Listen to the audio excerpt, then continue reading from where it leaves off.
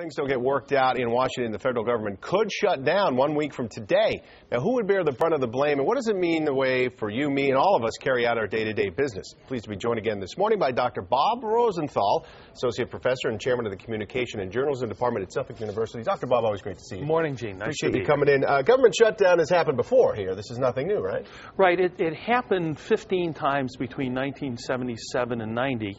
And then again, the two biggies happen in the 95, 96, the whole Clinton versus the Republican Congress. And Clinton came out looking good in that one because the Republicans looked like they were really stalling.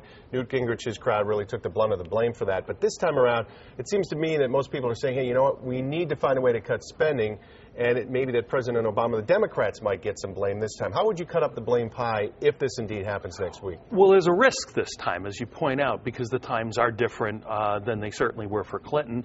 And Clinton was much better, I think, at handling the news media and getting ahead of the story.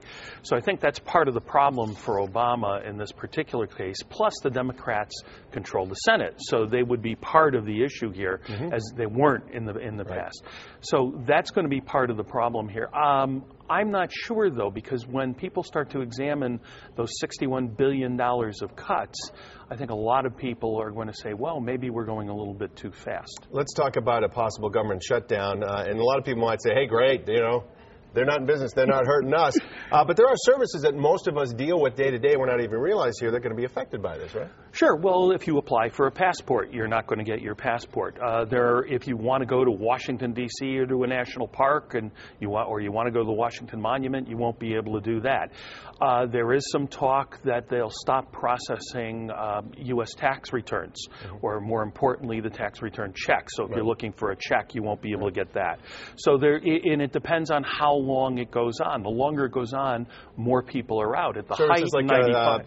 Post office, for example, anything be spared here, or eventually the longer it goes, everything is going to get well, yeah, there's a series of protocols that they came up with in 1980. National defense, the post office will remain open and has to by law. The roads will still be taken care of if they're building bridges. But a lot of the government projects that you see around, the contractors won't be getting paid, so they'll stop too. Now, when people look at this and they say, well, why can't they get something hammered out? And they do have a week to do it, and they always respond to deadlines. What's your sense that we're going to get a resolution here? Well, my sense is that they are going to respond to the deadline. That being said, even if there is a stoppage, I think it'll be very quick. The average stoppage is only 3 days. Right. So my sense is they're going to try to get something done. There's a lot of risk. The Republicans got blamed the last time, and a lot of them are still in Congress, and so they have that memory that they want to avoid.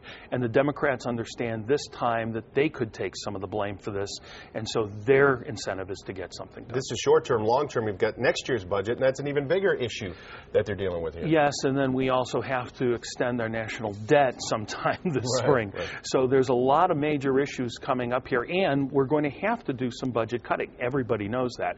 The question is whose ox is going to get gored. Right, and it's going to get ugly no matter what. It will always get ugly because these are the kind of fights that really get the base of the parties excited. All right, Dr. Bob Rosenthal from Suffolk University. As always, sir, we appreciate your expertise.